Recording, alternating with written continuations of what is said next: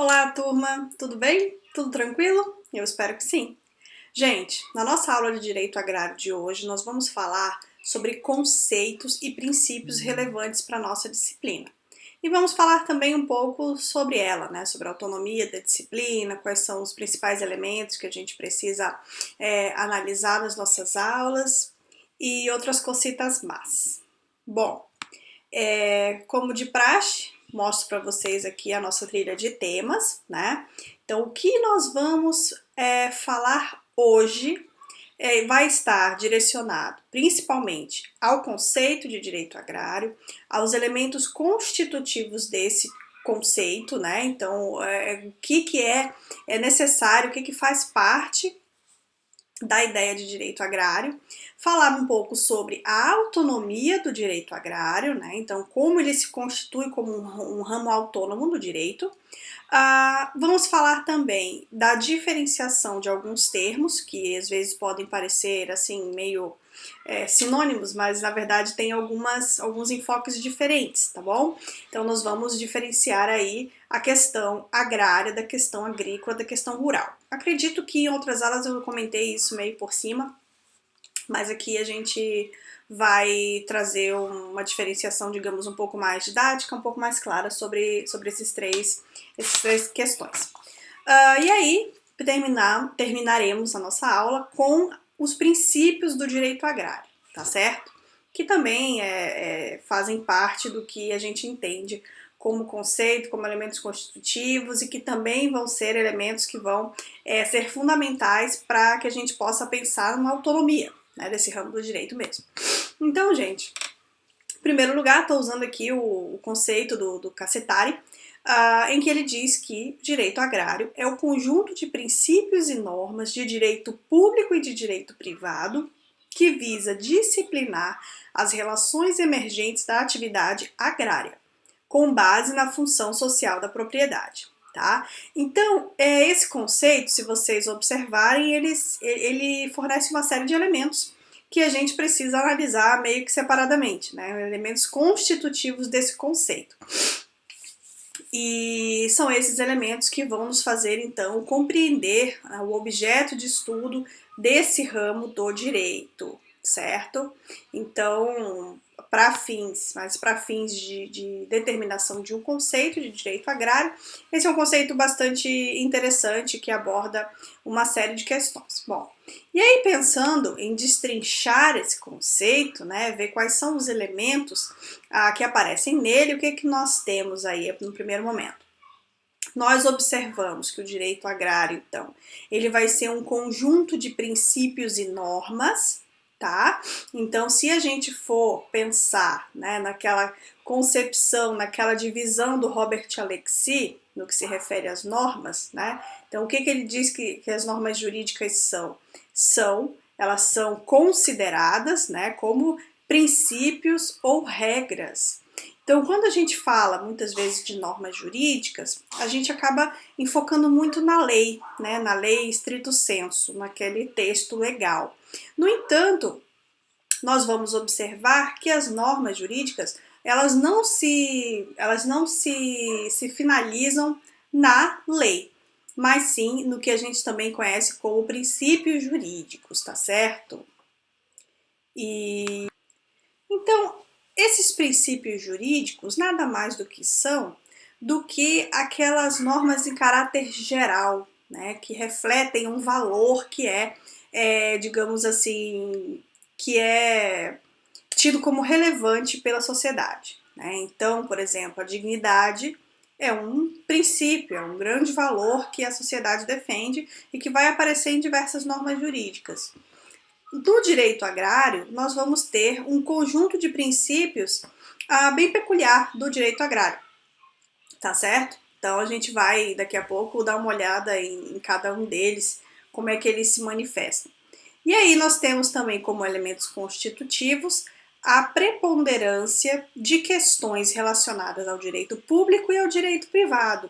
Então, não dá para dizer aqui, nesse ramo do direito agrário, se ele é um ramo do direito público ou do direito privado, porque existem interfaces nos dois âmbitos, certo? Então a gente vai ter questões que vão se dirigir para o direito público e questões que vão se dirigir para o direito privado. Outro elemento constitutivo desse conceito é a atividade agrária, tá certo? Então nós vamos ver que, não obstante haja uma grande discussão em outras ciências no que se refere à determinação do que é agrário, do que é rural, nós vamos ter algumas questões que vão aparecer aqui que têm a influência para a legislação, são aquelas atividades exercidas em ambientes não urbanos, né, e que tem, por enfoque, por objetivo, a produção de alimentos, a produção de gêneros alimentícios. Então isso vai aparecer também. E depois nós temos, como último elemento constitutivo, a função social da propriedade, que nós já destrinchamos em aulas anteriores, né, vocês já perceberam a importância desse princípio, desse valor fundamental, até mesmo pelo histórico, né, que a gente observa no que se refere aos conflitos envolvendo acesso à terra no Brasil, na América Latina e por aí também, mas vamos focar aqui no Brasil, né? Nós vimos que existiram diversos conflitos e que a forma de distribuição da propriedade da terra, ela pode ser bastante questionável por desprivilegiar setores menos poderosos do ponto de vista econômico, né? Então a gente observa que a função social da propriedade e, por consequência, a função social da terra, ela está bastante vinculada a essa questão, certo? Então, assim, para começar, né? Quando a gente fala que o direito agrário é um conjunto de normas e de princípios, nós estamos falando também de autonomia, né? Então, nós estamos dizendo que existe autonomia nesse ramo do direito. Então, ele não é meramente uma parte do direito administrativo, né? Então, por exemplo, o direito ambiental e o próprio direito agrário, por muito tempo, foram consideradas partes do direito administrativo, né? Porque as normas decorriam daí, mas com a evolução e a construção mesmo dessa área, desse ramo do direito, nós observamos que ele vai ter, então, essa característica mais autônoma, né?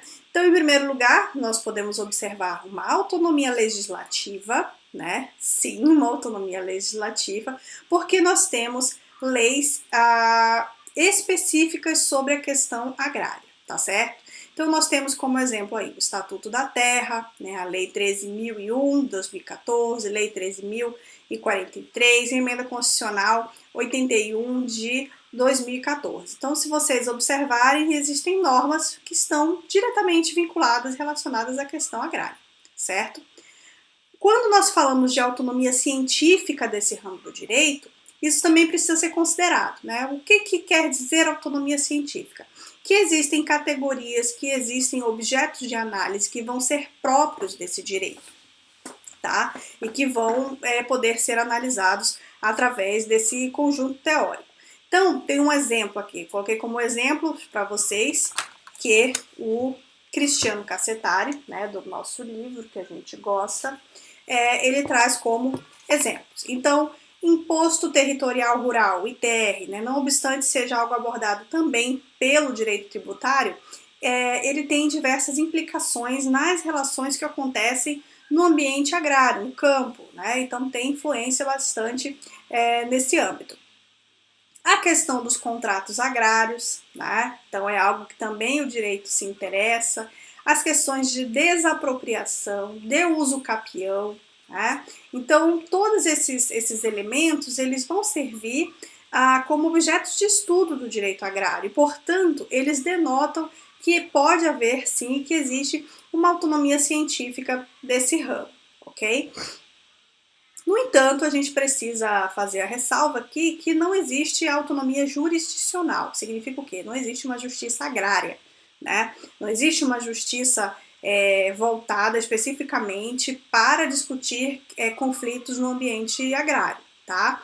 O que existem e é autorizado é a existência de varas especializadas, né? Mas isso não denota autonomia jurisdicional, ok? Então, alguns lugares vão ter aí varas especializadas, porém não há autonomia jurisdicional, ok? É importante saber isso, inclusive isso já foi até objeto de questões de concurso público, certo?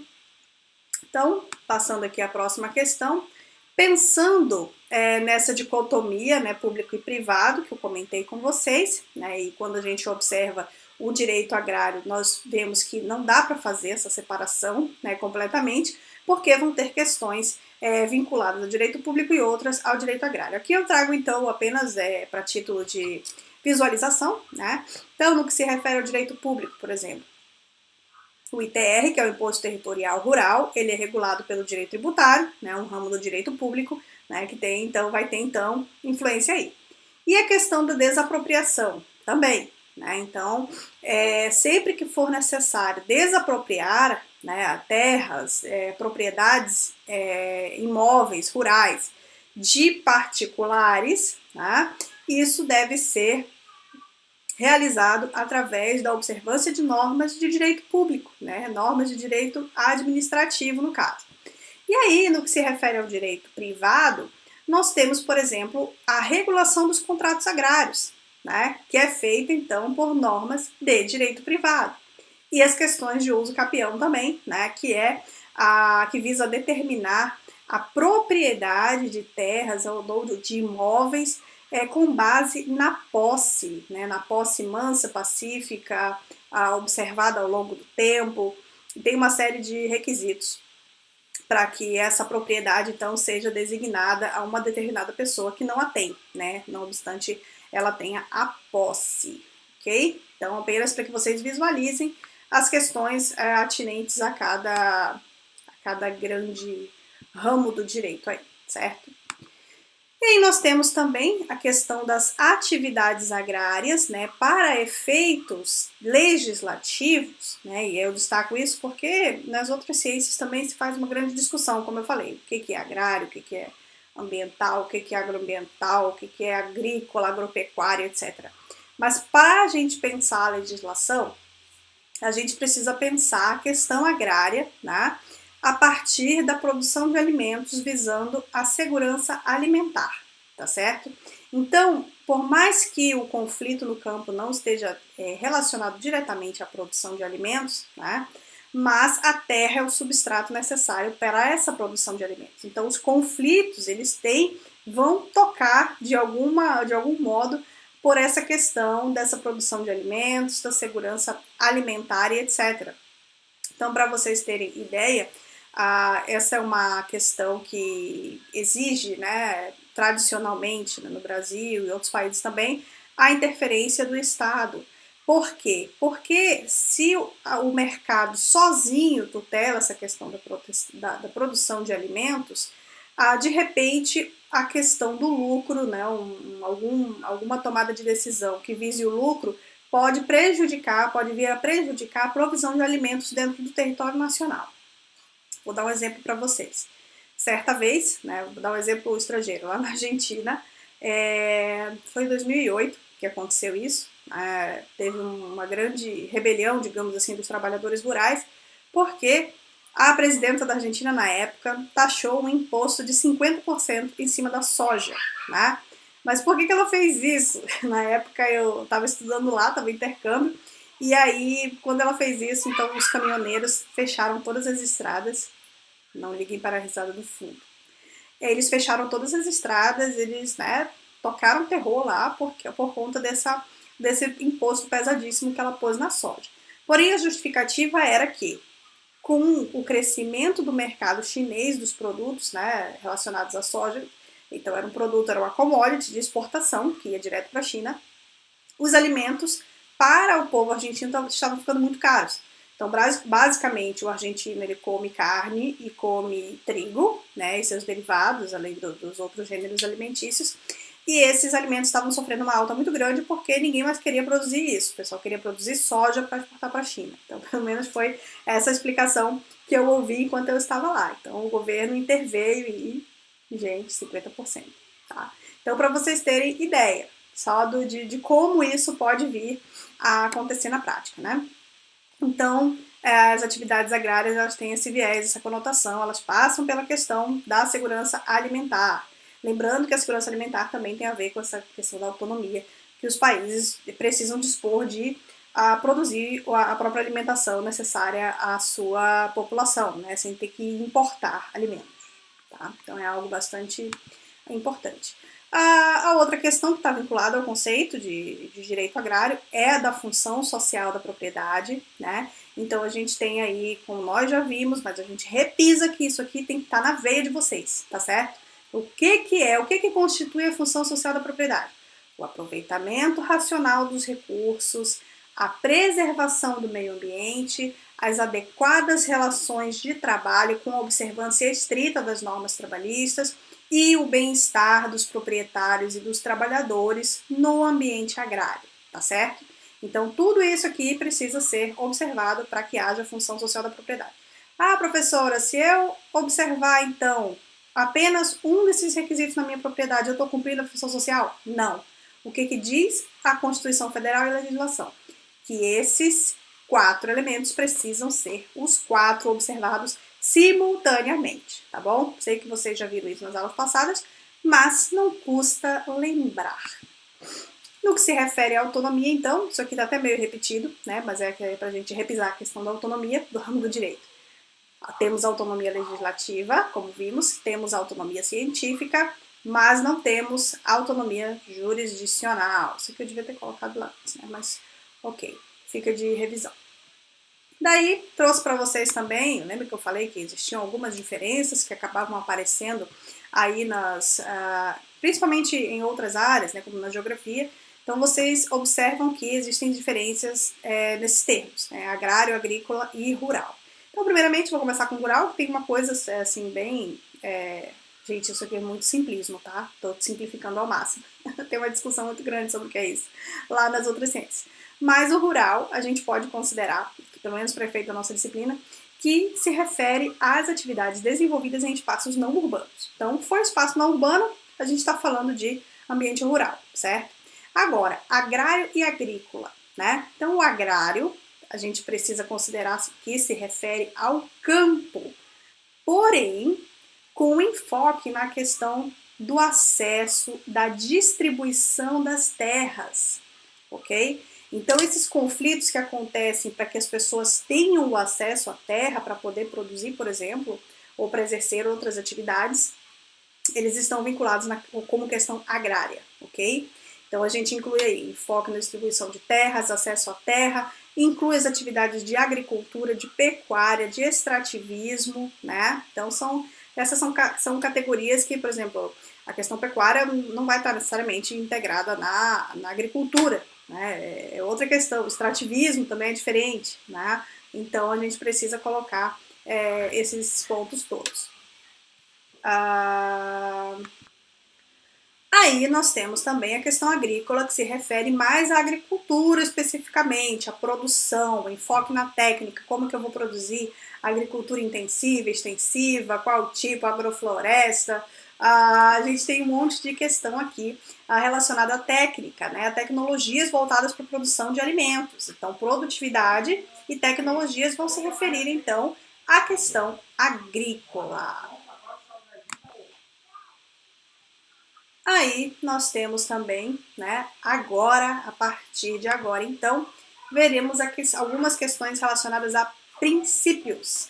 Como eu disse no início da aula, o que são os princípios? São valores, né, que a sociedade ela acha por bem elevar à condição normativa, né? São coisas que a sociedade valoriza e que precisam, então, ser considerados como normas. Os princípios, então, eles vão ter um caráter mais genérico, por exemplo. Eu dei o exemplo do princípio da dignidade, né, que fica mais fácil. É larguíssimo esse princípio, você tem uma série de coisas que podem caber dentro da ideia de dignidade. Né? Então, essa é a ideia, né, que sejam questões mais gerais e que esses princípios norteiem, então, a produção específica de normas, tá bom? Então, vamos lá. Princípio da justiça social. Defende a provisão das condições necessárias à sobrevivência com dignidade. Então, essa busca por uma sobrevivência com dignidade precisa, então, nortear tudo que vai ser produzido do ponto de vista legislativo, aplicação de políticas públicas, do ponto de vista do direito, né? Seja ele no âmbito público ou privado. Essa produção ela vai, então, estar voltada para a provisão das condições necessárias à sobrevivência das populações, né? Vai buscar, então, garantir o acesso à terra, considerando todo esse histórico, né, de violência contra os povos mais pobres, quanto aquelas pessoas mais vulneráveis do ponto de vista econômico e que lidam diretamente com a terra, tá certo? Então, toda aquela parte histórica que fundamenta o direito à terra, o direito à propriedade da terra, ela vai estar refletida aqui, nesse princípio da justiça social, né? Então, não é algo que busca, digamos assim, minimizar os danos ocasionados historicamente contra essas populações mais vulneráveis, né? Das quais foi tirada a possibilidade de acesso à terra. Então, a ideia é que, através desse princípio, esse acesso possa ser ampliado, então, tá? Temos, de novo, né, o princípio da função social da terra, que é um princípio também que está colocado de maneira clara lá na Constituição Federal, no 186, como nós já vimos exaustivamente, e também no Estatuto da Terra, no artigo 2º. Gente, lembrando que os princípios, tá, eles podem estar explícitos em alguma carta, digamos, legislativa, eles podem aparecer assim de maneira mais textual, né? Ou não, né? Ou ele pode estar subentendido e aí ele vai ser colocado, na verdade, através da doutrina, né? Então, como a gente pensa, por exemplo, o princípio da proibição do retrocesso, né? Significa o quê? Que a gente não pode voltar, né, aos níveis anteriores e retirar direitos que nós já garantimos. Isso vale para vários âmbitos, né? No direito penal, no direito processual, no direito ambiental, né? Então as proteções, os direitos que foram colocados, a gente não pode regredir e retirar esses direitos, né, de acordo com a vontade política, digamos assim. Então existe um princípio chamado princípio da proibição do retrocesso. Não necessariamente ele vai aparecer em normas, né? Mas ele é defendido através de uma explicação sistemática da Constituição Federal, do ordenamento jurídico, etc. Então, nem sempre ele vai estar explícito. Mas o princípio da função social da terra, ele sim está explícito, não tem dúvida de que ele existe, de que ele está aí, ok? Então, a gente já tivemos 2 aulas para falar desse princípio, então creio que já está tranquilo para vocês. E aí nós temos também o princípio da permanência na terra, que busca resguardar aqueles que exercem a posse de trabalho, né, ou prolabore na terra. Então, apesar de a gente ver que na prática não é bem assim, né, mas há uma intenção então do legislador de privilegiar os trabalhadores da terra, aqueles que lidam diretamente com a terra e que trabalham nela, que moram nela, que têm seu modo de vida todo voltado ao campo, né, ao ambiente rural, certo? Então, por conta desse princípio, vão ser utilizados então instrumentos como desapropriação, uso capião, né, como meios de garantir também o cumprimento do outro princípio lá. Está tudo interligado, né? O princípio da função social da terra, ok? Então, nós vamos olhar para quem usa a terra, para quem efetivamente vive dela, para quem efetivamente produz, né? Daí também vai sair vai ser reforçada a história e a necessidade de produtividade na terra, tá bom? Então, a pessoa que tem a terra só para ter a terra, ela não cumpre a função social, se não produz, ok? E aí, nós temos também, como um último princípio principal, vamos colocar assim, pelo menos dos princípios trazidos pelo Cristiano Cassetari, o princípio do acesso à propriedade da terra. Significa o quê? Que o Estado ele vai prover, ele vai garantir o acesso à terra aos agricultores que não possuem meios de adquiri-la. Então a terra ela não tem que ser só de quem tem dinheiro para comprar, mas sim de quem trabalha nela, de quem se dedica a ela, de quem produz alimentos para o povo, né? Então o pequeno agricultor, o pequeno camponês, ele precisa ser contemplado nas políticas públicas de acesso à terra, né? A gente sabe que existem conflitos e muitos problemas no Brasil com relação a isso, né? Muitos trabalhadores rurais vivem por aí acampados em beira de estrada, esperando que o Estado faça a designação dessas terras. Eles ocupam essas áreas de forma muito precária para pressionar o Estado a fazer, né? Uma coisa que é a função dele, que é o quê? A gestão da terra, que é a reforma agrária, que é a designação de terras para quem produz, certo? Então, esse princípio do acesso à propriedade da terra, ele vai nortear a ação do Estado nesse sentido, de prover os pequenos também de que possam adquirir a terra, né, cumprindo os requisitos. Muitas vezes as pessoas que passam pela reforma agrária, né, também adquirem essa terra, né, pagam por ela, porém de uma maneira justa, de uma maneira que realmente seja possível para essas pessoas. E aí, existem também outros princípios que acabam aparecendo, né, com outros autores. Então, eu até trouxe esses princípios aqui para vocês, que são citados pelo Cristiano Cassetari, que são princípios defendidos pelo Marcelo Dias Varela. Trouxe aqui só alguns deles, né, que ele fala também da preservação da biodiversidade como um princípio, do crescimento contínuo da produção e produtividade. Eu particularmente eu não concordo muito com isso. Eu acho, não sei, pelos estudos que eu tenho nessa área, eu acredito que a racionalização é algo mais ideal, né? Porque a gente previne desperdício, aproveita as terras que já existem, né? E evita esse crescimento para sempre, porque nada cresce para sempre, isso é antinatural, né? Não existe crescer para sempre, mas os autores colocam isso também, então a gente fala para vocês, apesar de discordar, né? E reflete um pouco sobre isso. Outro princípio que ele traz também é o bem-estar econômico e social dos trabalhadores do campo, né, que é algo também que faz parte da função social da propriedade. A penalização do descumprimento da função social também é colocada como algo importante aqui. A destinação produtiva das terras públicas, né? Então, se tem terra pública ali ociosa, elas também precisam entrar nesse bolo. A proteção na verdade, aquele que cultiva a terra, né, ainda que não seja proprietário, então aquela pessoa que tem a posse da terra, né, ele precisa então ser protegido de alguma maneira, porque essa pessoa ela produz, né, alimentos, ela exerce, ela cumpre, ela faz com que a terra cumpra a sua função social. Fortalecimento do espírito comunitário, que é algo também bastante interessante, que fortalece o pequeno agricultor, fortalece as relações comerciais dentro dos pequenos âmbitos também, esse espírito comunitário, né? Então aí tem várias experiências interessantes, né? O cooperativismo agrário, agrícola também é algo bastante pujante no Brasil, que também traz um pouco desse elemento de comunidade, né? De fazer as coisas em comunidade, não esperando apenas do governo, né? Mas que seja fortalecido, então, essa perspectiva.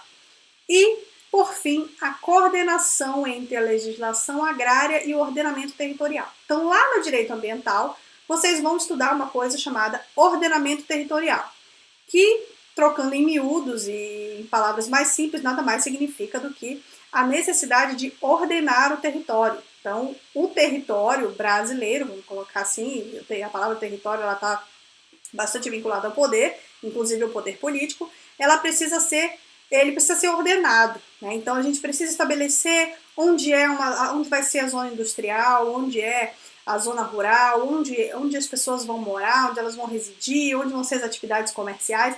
Então, essas atividades voltadas para organizar o território, elas precisam conversar com a legislação agrária. E isso implica também conversar com a legislação ambiental, para saber onde que é a área de proteção ambiental, que não pode construir ou não pode produzir, ou quais são as restrições, né, estabelecidas. A gente tem aí uma série de necessidades de que essas áreas conversem, tá certo, pessoal?